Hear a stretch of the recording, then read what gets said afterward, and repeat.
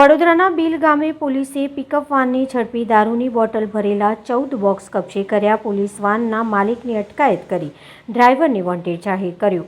bill ગામના market નજીક હરિયાણા પાર્સિંગની એક પિકઅપ વાનને ક્રાઇમ બ્રાન્ચની